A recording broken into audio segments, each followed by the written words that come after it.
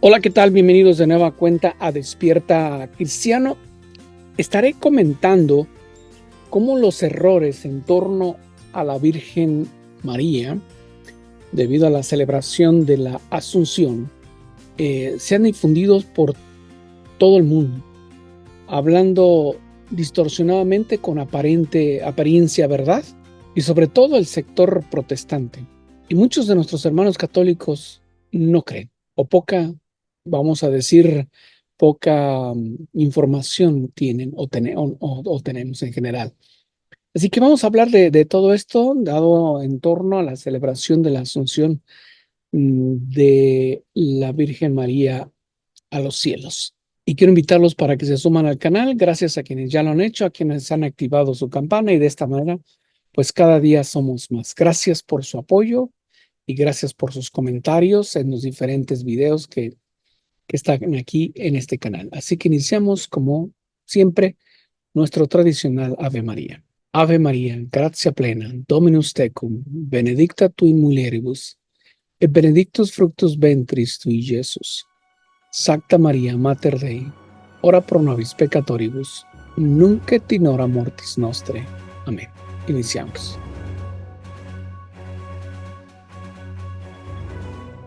En muchos lados se ha hablado cuando se llega a la celebración, mejor dicho, alguna celebración en torno a la Virgen María, la Asunción, Inmaculada Concepción, Madre de Dios, etcétera, etcétera.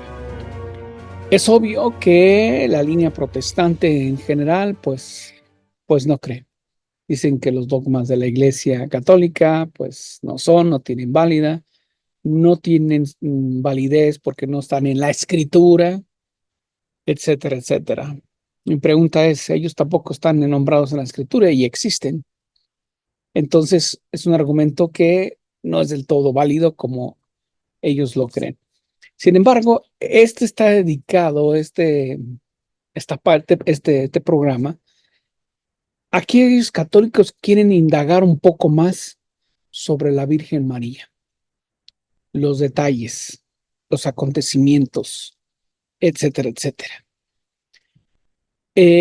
Sabemos por la tradición, por diversos escritos, por la historia, que la Virgen María estuvo en el nacimiento, no solamente de Jesucristo, obviamente, pues viene de su vientre, pero en el nacimiento de la iglesia primitiva, o de la iglesia de los primeros cristianos. ¿Por qué ella estuvo presente? Habló con San Pedro, con los apóstoles, les dio la bendición, consejos, cómo había vivido su hijo, todos los acontecimientos, muchos detalles obviamente que se narran en los evangelios, pues podríamos deducir que solamente María lo sabe, lo sabía y lo dio a conocer. Y quizás por eso, claro, inspiración del Espíritu Santo y también, y es el principal, quedan plasmados las historias en los evangelios, por ejemplo, en la Anunciación, el nacimiento, etcétera, etcétera. Estos días he escuchado tontería y media en torno a la Virgen. No sé si porque se aceleran los comentarios debido en este caso, 15 de agosto, la celebración de la Asunción de la Virgen María. Pero quiero aclarar un poco, o mejor no aclarar, sino ampliar un poco el conocimiento de nuestros hermanos católicos y de toda persona de buena voluntad que quiera saber. Es decir, todos sabemos sobre la conversión de San Pablo, con todas sus cartas, etcétera, etcétera, su celo por la verdad y por sus tradiciones judías y su tradición de fe antes de su conversión y cómo perseguía a cristianos. Estuvo presente en el primer mártir de la iglesia, etcétera, etcétera. Pero concretamente, como dice la historia de los Hechos de los Apóstoles, y lo cuenta, que va de camino a Damasco y es cuando nuestro Señor se presenta ahí. Y le dice, pues, ¿por qué me persigues? Vamos a regresar unos minutos antes. Pues vamos a decir los minutos porque no tenemos noción del tiempo, cómo ocurrió, qué momento, en cuánto tiempo ocurrió. Pero vamos a suponer que ha ocurrido la aparición de nuestro Señor a, a Pablo y sus palabras, la aparición o lo que él vio, su visión, toda esa vivencia que nos narran en el texto bíblico. Ah, vamos a decir, eso ocurrió a las 3 de la tarde. Vamos a las 2:45, solamente por poner tiempo. El horario no tiene nada que ver ni con la historia, pero es solamente para darnos una idea. A las 3 de la tarde ocurre este hecho sobrenatural y esta experiencia mística que tiene Pablo. A las 2:45,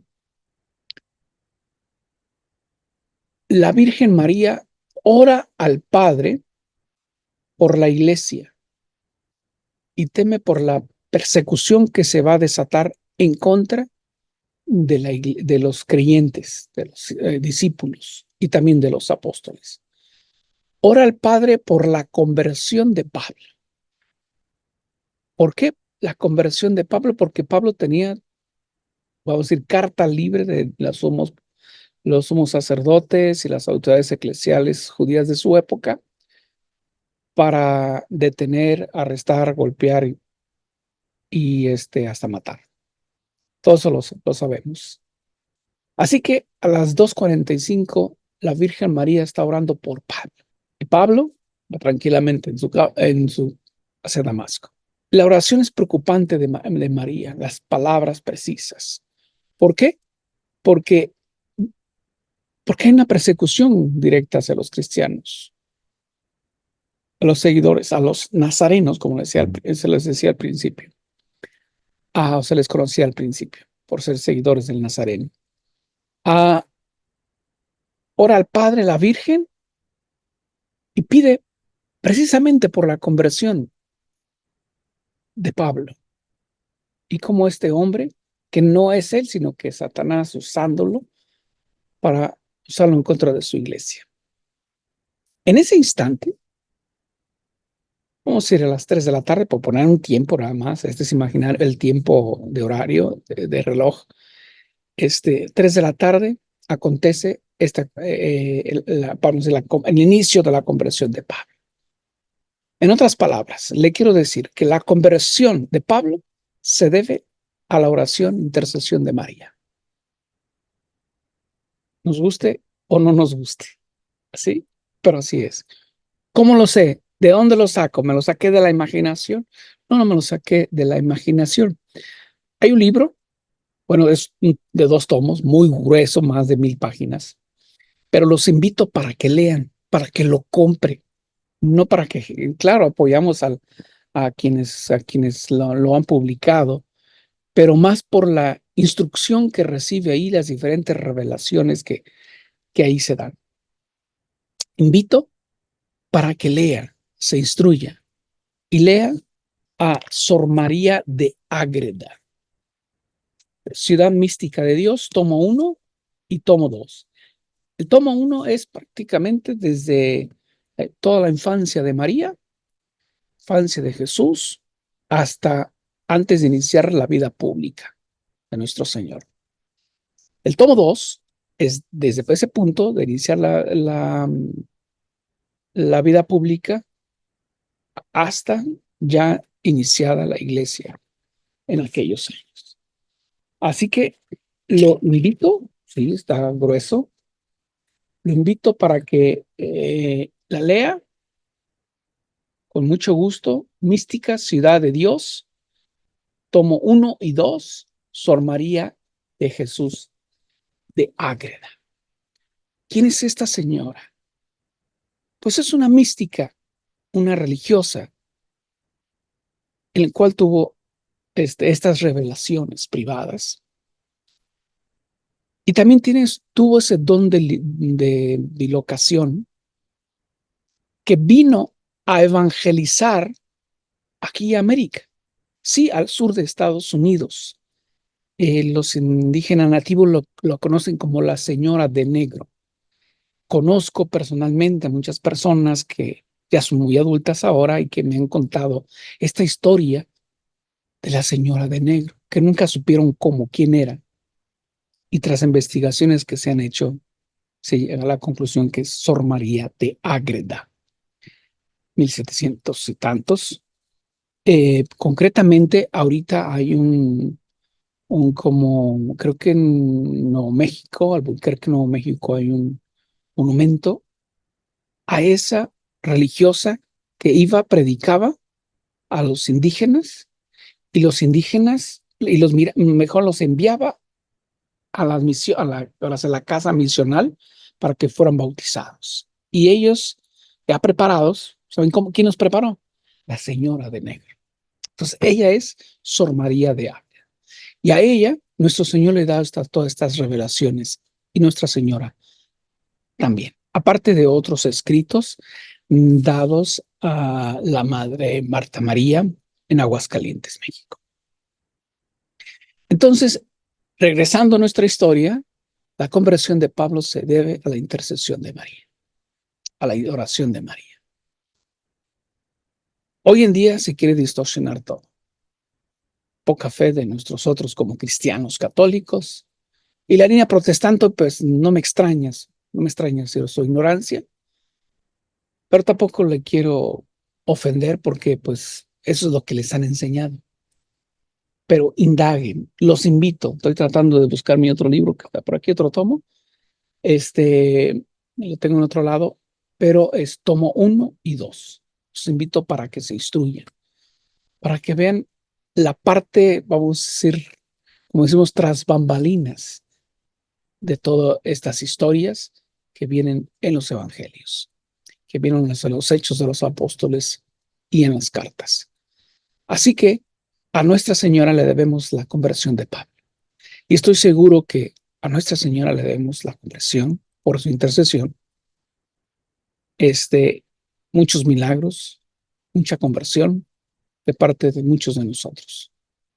Así que en estos días que estamos celebrando la 15 de agosto, la Asunción de la Virgen María, pues acerquémonos más a ella porque estoy seguro que ella va a interceder por nosotros. Sin que Pablo se lo pidiera, San Pablo se lo pidiera propiamente dicho, ella intercedió por Pablo y se dio la conversión de este gran apóstol, que hasta ahorita, hasta nuestros días, y no sé, hasta el fin del mundo, de seguro va a llegar sus enseñanzas, sus consejos y su doctrina a través de las cartas paulinas. Así que muchos por ahí he escuchado también que la Virgen, pues mejor dicho, que San José había sido previamente casado y había tenido hijos, que era viudo, y pues obviamente al casarse con María, pues pasan a ser los hijos, a ¿cómo decir? Hijos directos de lo que es la madre. Pero José nunca fue casado previamente, no tuvo hijos en ningún lado, y su único matrimonio fue con la Virgen María. Quiero presentarles una genealogía que hice de la Virgen basado en su libro, La Ciudad Mística, basado en Ana Catarina de Emmerich, en la Madre Marta María, que vive en Aguascalientes. Personalmente la conocí y sé que sus escritos son verdaderos y reales, dados por nuestro Señor. Así que les voy a mostrar este cuadro que hice de la genealogía de María. Y vamos a ver sus ancestros. Vamos a empezar desde el lado izquierdo usted para adelante. Tenemos a Estolano y Emorún. Estolano es varón, es el bisabuelo de la Virgen María. Ellos son del sur, más al sur de Judea, casi colindando con Egipto o cerca de las fronteras de Egipto. Por razones, vamos a decir, comerciales, de negocio y tener muchos negocios. Es una familia económicamente rica, ¿sí? Estolano y Emorum. De ahí le nace Ana, o sea, que los padres de Ana, o sea, los abuelos de la Virgen, Ismeria y Eliud. Eliud es varón, el abuelo. De ahí nacen puras mujeres. Y tenemos a Sobed arriba, tenemos a Emerencia, tenemos a Ana con Joaquín, tenemos Maraja. Si vemos, Soler se casa con Salomón, Emerencia con Efras o Ofrás, sacerdote levita, Ana con Joaquín, José y Maraja, no tengo datos si sé que se casó, pero sé que es la madre de 3 discípulos, o sea, la tía abuela de 3 de los discípulos de nuestro Señor.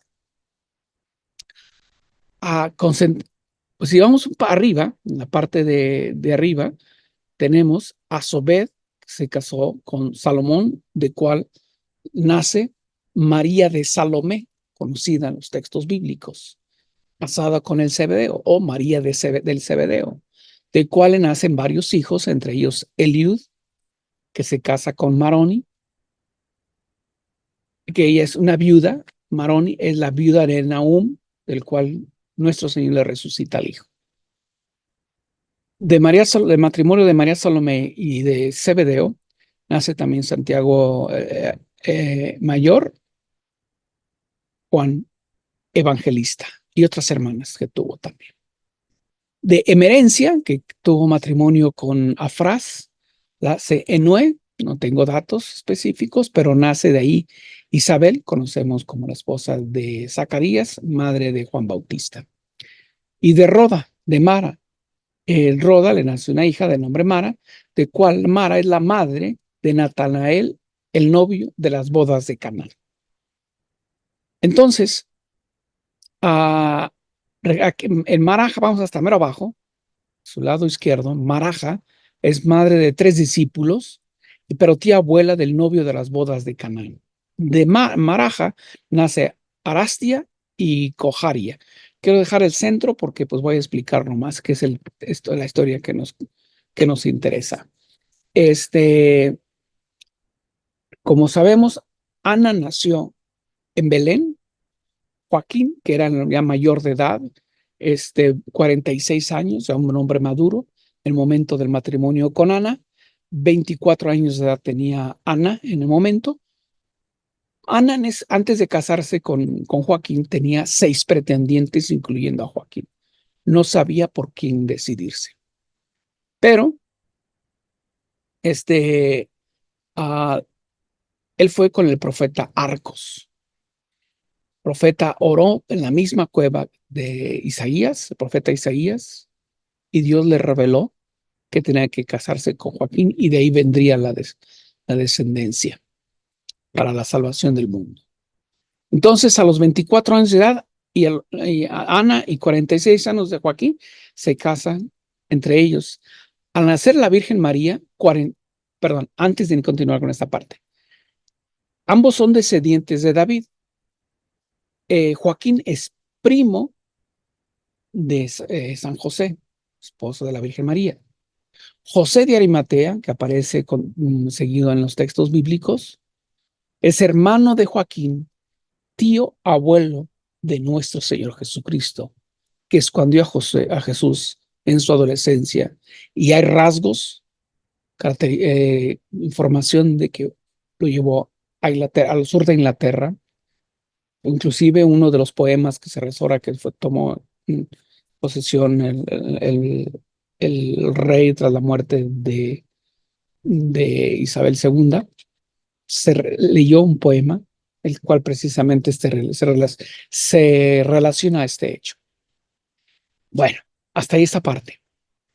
Entonces, sabemos, al principio del matrimonio entre Ana y Joaquín, nace una niña llamada de nombre María Elí. Vamos avanzando. Ahí está la María de Elí, que se casa con María de Alfeo. la cual nace Santiago el Menor, apóstol, Jacob, Simón, José, Judas apóstol, Salomé y otras hermanas y Barsabás. No Barrabás, Barsabás. Es la hija menor mayor de Ana y Joaquín. Por alguna razón, ella siempre se quedó en la casa de los abuelos, es decir, los papás de Ana con Ismeria Eliud a vivir todo el tiempo. Sin embargo, pues sabía de la existencia de ella. Pasaron 20 años y a los 44 años de Ana y a los 66 de Joaquín, ya un anciano, nace la Virgen María. Tras 27 años de matrimonio con José, ellos se casan, San José y la Virgen María, ella a los 14 años. Hay en duda exactamente de los años, de la edad que tuviera San José. Hay unos que lo ponen como que tenía 20 años de edad, otros que lo ponen más grande. Está en duda todavía su edad. Pero sin embargo, en el momento de la anunciación, cuando la que se le aparece, le dice, bienaventurada tú, todo lo que conocemos. María tenía 14 años, 6 meses, 17 días de nacida. Y esto se da el 17 de abril en la anunciación. Para el 25 de marzo es cuando se da la encarnación. Así que al morir San José, María tenía 41 años de edad. Entonces, a los 27 años de edad, Jesús inicia la predicación privada. No salía mucho. Largo su vida, predicó Jesús, hizo muchos milagros, pero sin llamar la atención, sin salir a lo público hasta lo que todos conocemos a la edad de 30 años. Fallecer y resucitar a los 33, que es el punto máximo que nuestra naturaleza da, que está en el punto clave de la fuerza de la juventud. Entonces, este es el cuadro genealógico de la Virgen María, el cual pude realizar. Se los presento para que darles a conocer este cuadro y como no hay que la Virgen María tuvo más hijos y que como los hermanos que dice el texto bíblico cuando la madre de Jesús va a buscarlo, tu madre y tus hermanos te vienen a buscar. Es interesante que muchos lo toman al pie de la letra o al pie del texto. Aquí hay que aplicarle una hermenéutica, es decir, aplicar el texto dentro del contexto histórico, social, cultural y de fe de un pueblo. Así que cuando dicen tu fe y tus hermanos, antes no se conocían los primos. Ahora los tenemos, es mi primo, ¿no? Porque es hermana, es hijo de mi tía, hermana de mi mamá, por ejemplo. Pero en esa época no se usaba el término en hebreo, no se usa el término primo. Ese es un término latino que se usaba dentro del sistema de gobierno, que es primus, primero. Pero ya que estamos hablando de ello, vamos a decir, el núcleo familiar en este caso es la Virgen María, San José y nuestro Señor Jesucristo. Ese es el núcleo familiar. Al aplicarle la hermenéutica, vemos que hay una cultura, hay una interpretación y una religiosidad. Entonces, los primeros después del núcleo familiar, los primeros después del núcleo familiar, son los primos, los tíos, los abuelos, los otros. De que no tiene nada que ver con lo que generalmente a veces nos han enseñado por ahí o hemos escuchado por ahí, mala interpretación del texto bíblico, sobre todo por la línea protestante. Bueno, hermano católico, lo invito para que lea, para que se instruya, para que conozca, y para eso pues hay que invertir, ¿no? Este es grueso, el tomo 1 y el tomo 2, el mismo gruesor. Ciudad Mística de Dios, tomo 1, Sor María de Ágreda, y el tomo 2 de la misma autora. Así que muchas gracias. Usted de todo esto, ¿qué opina? Espero que le haya ayudado a entender, comprender más la grandeza, la intercesión de Nuestra Señora del Cielo. Muchas gracias.